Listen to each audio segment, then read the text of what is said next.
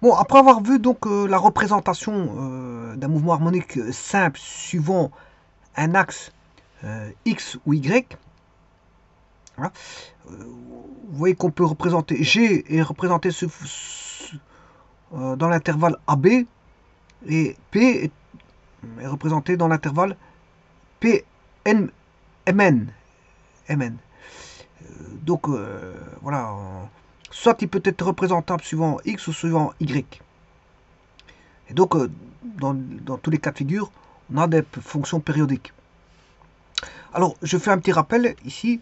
Euh, donc si c'est sur Y, ben, on a un sinus, oméga t plus phi, voilà, avec une amplitude.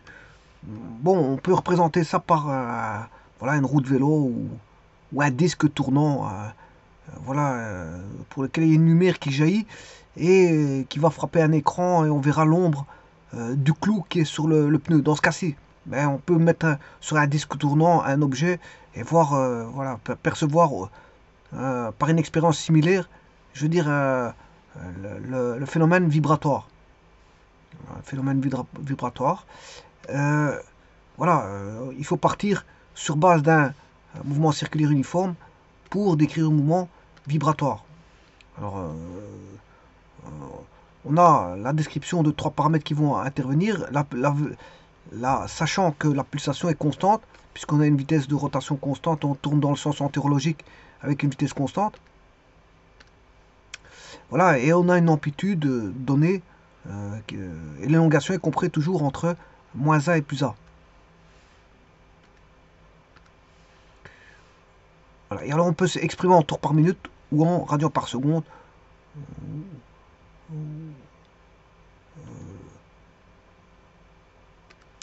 Alors là, on a l'oscillateur harmonique, voilà, qui est donné en fonction de l'axe Y. L'axe Y, alors l'axe Y, il est ici. C'est une projection sur l'axe Y. C'est une projection sur l'axe Y. L'origine est ici, donc le phénomène vibratoire va avoir effet à partir de l'origine jusque voilà, le maximum qui va jusqu'ici et puis qui redescendra et on va avoir un mouvement de va-et-vient, un aller-retour par rapport à une position de repos. Alors comme on est sur Y, ben, là c'est un sinus. Voilà, on peut décrire soit suivant un axe parallèle à l'axe des X enfin un axe parallèle à l'axe des Y ou par rapport à l'axe des Y, ou on peut, là à ce moment c'est un sinus, ou alors on peut décrire par rapport à un axe parallèle à l'axe des X ou l'axe des X. Alors là, ce sera un cosinus. Ce sera un cosinus. Voilà. Et donc là, c'est une position d'un point M1 à l'instant T1 donnée par l'un par un cosinus, l'autre par un sinus. Suivant qu'on est sur OX, sur Y, et vous reconnaissez la trigonométrie, voilà le cercle trigonométrique démultiplié par une constante A. Et donc, le signal peut être donné par un cosinus ou un sinus. Celui-ci, on peut le remettre en sinus, celui-ci en cosinus. Hein. Simplement, il y aura des décalages de pi demi. Voilà. Sachant que la pulsation, elle est constante. Voilà. Alors, sachant cela, là, on a un phénomène vibratoire qui est discalaire. Ici, il est dit vectoriel. Et alors, on peut travailler avec des complexes, puisqu'on a des sinus et cosinus. Là, c'est un décalage de pi demi. Hein, voilà, par rapport au. Voilà, et on retombe sur un sinus. Et là, on peut avoir un phénomène qui est vibratoire de type scalaire ou sinusoïdal. Et on peut travailler dans le plan de Gauss. À ce moment-là, on fait intervenir un nombre complexe et on a voilà, un phénomène vibratoire décrit par des nombres complexes. Et donc on est dans le plan de Gauss. Alors, ceci étant dit, comment, si je décide de travailler bon, avec l'axe des X, donc je fais une impression d'écran, ou un axe parallèle à l'axe des X, je fais une projection orthogonale par rapport à l'axe des X ou parallèle à l'axe des X, c'est-à-dire que je vais prendre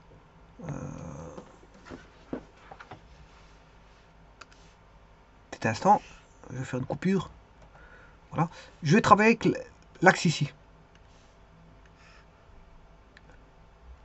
C'est un axe. Je travaille donc avec un cosinus, parce que je vous ai dit que quand on travaille avec ça, on travaille avec un cosinus. Donc, l'écriture, ce sera oméga t cosinus oméga t plus phi 0.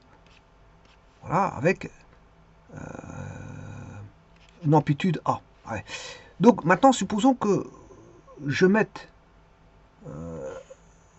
ceci comme ceci. Je fais une rotation et je vais travailler avec l'axe des X. Donc ça, c'est X. Je vais faire une rotation.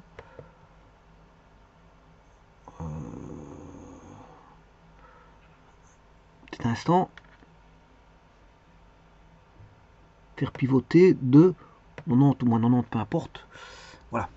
Alors, j'ai ceci. Ça, c'est l'axe. En rouge. Donc, je travaille avec l'axe des X. Donc, j'aurai un cosinus.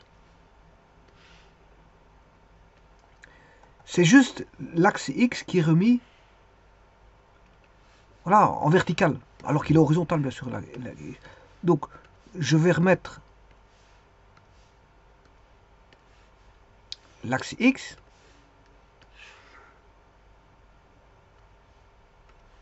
Voilà, je vais le positionner ici. Bon, on va le mettre en plus petit. Voilà, pour qu'on puisse apercevoir le signal en rouge. Le signal en rouge. Enfin, le phénomène vibratoire qui va de là à là.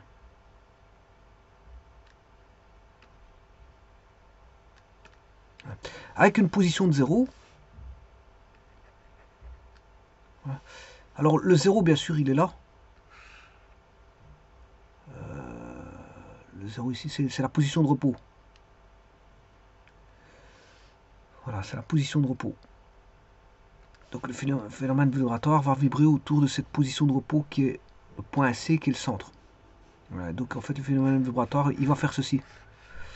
Bon, alors maintenant, sachant cela, donc mettez-vous bien à l'esprit qu'on a l'axe des X et qu'on aura donc fatalement un cosinus, parce que je travaille avec l'axe des X, ou un axe parallèle à l'axe des X. Donc je travaille avec cet axe ici, l'axe des X. Mais je dois faire ressortir le temps, la temporalité du phénomène. Eh bien, ça, c'est un axe qui sera comme ça. Voilà. Donc, on aura, bien sûr, cosinus oméga t plus phi 0, voilà, avec une amplitude qui est A. Alors ici, je vais mettre le rayon du cercle, voilà, qui est R cosinus oméga t plus phi, et là, j'ai la position en X, oméga t plus phi 0. Voilà. Alors ceci étant dit, supposons maintenant que je désire créer un signal avec un déphasage de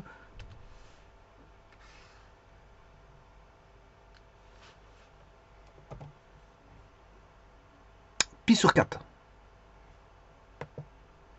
Voilà, avec un déphasage de pi sur 4. Alors comment créer ce déphasage de pi sur 4? Alors, la première des choses, c'est que, bon, là c'est le 0, et là on va aller jusque R. Donc je vais aller jusqu'à une amplitude de R. Et donc là j'ai moins R. Voilà. Donc ça c'est le paramètre R.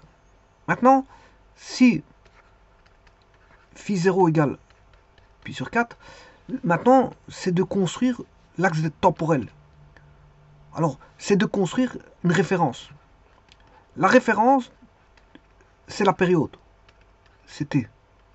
Alors bien sûr, t, c'est le parcours, c'est un temps en secondes qui va décrire combien, enfin en secondes, il va décrire, voilà, on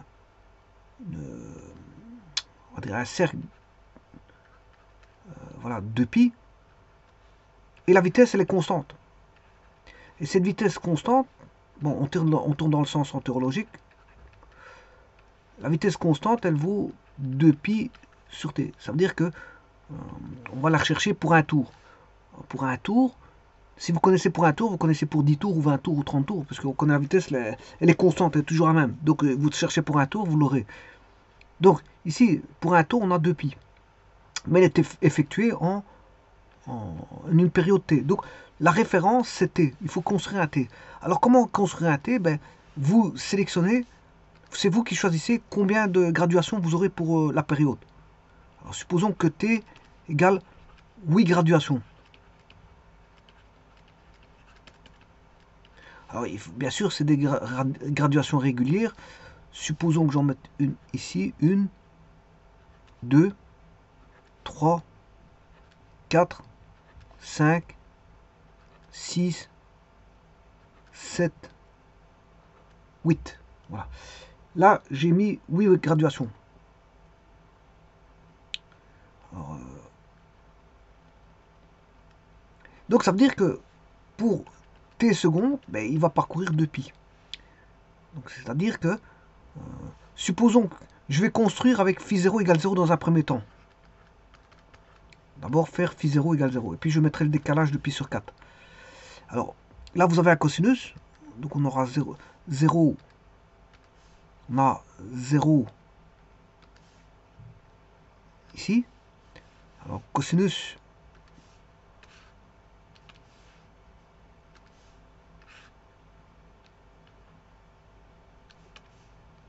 Alors, 8 graduations. J'ai dit que 8 graduations, c'est une période. Donc, c'est 2 pi. Il va parcourir 2 pi. 2 pi. Donc, ça veut dire que, bon, si je fais 1, 2, 3, 4, 5, 6, 7, 8, on va revenir au même signal, enfin au même endroit, parce que c'est un phénomène périodique. Psi de t est égal à psi de t plus t. Voilà. Bon, alors on va diviser les graduations par, alors là on commence ici, le cosinus il vaut 1. Ensuite, bon, j'ai mis 8 graduations pour 4 tours, enfin pour 4. Ici j'ai 8 graduations au total pour tout le tour. 8 graduations. Donc j'en aurai divisé par 4. Celui-ci contiendra 2 graduations. Celui-ci 2 graduations. Celui-ci 2 graduations. Et celui-là 2 graduations. Donc on démarre en 1. Enfin, bien sûr, c'est R fois le rayon trigonométrique. Hein. Voilà. On démarre en R. Ensuite, on a, après 2 graduations, 1, 2. Donc, on aura 2 graduations.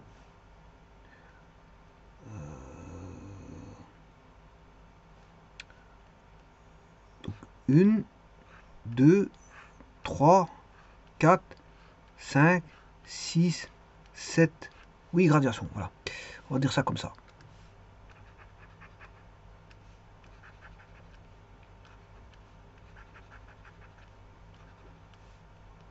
Donc je divise le cercle en 8 parties. Hein. C'est ça que ça veut dire. Bon, après 2 graduations, on arrive, le cosinus ici il vaut 0. On entend 0. Ensuite, après 2 graduations, le cosinus il vaut moins 1. Après 2 graduations, ici ce sera moins R parce que bon, voilà, c'est pas moins 1, mais moins R. Voilà. Après 2 autres graduations, on retombe en 0. Et puis après, on retombe. Donc, ce qui veut dire que là, si je dessine ceci,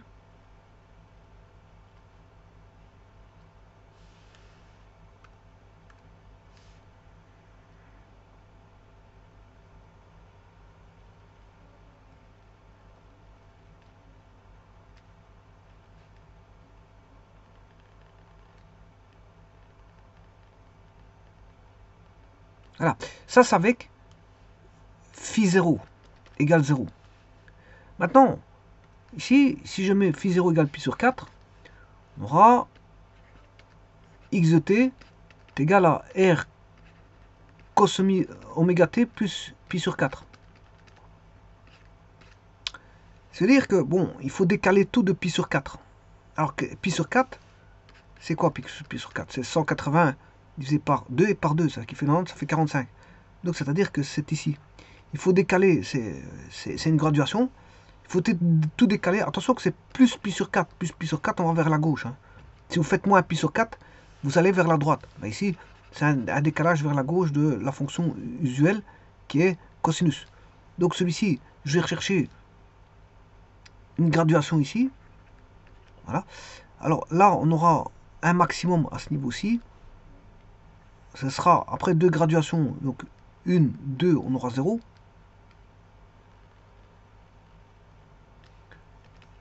Après une graduation aussi, on aura 0.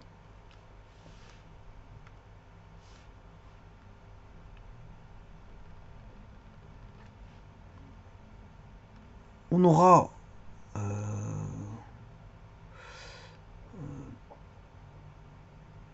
bon, ici je me suis trompé parce que on a 0 ici, on aura le minimum ici,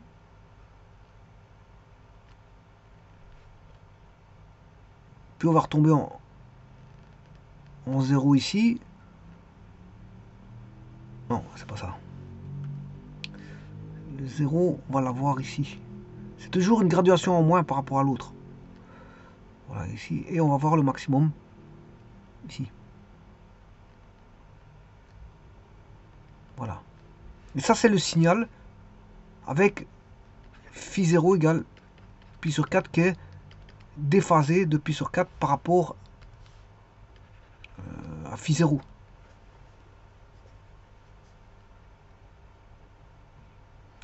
Voilà, donc en fait, c'est un petit peu comme ça qu'on construit, je veux dire. Donc ça c'est x de t en fonction du temps,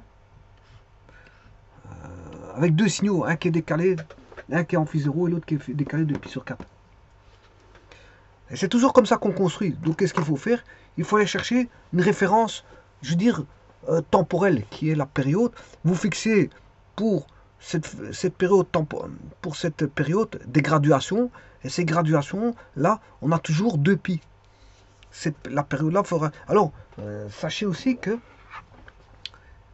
ici se cache bien sûr oméga qui vaut 2 pi sur t. Hein. C'est voilà, la pulsation elle vaut 2 pi sur t ici. Hein.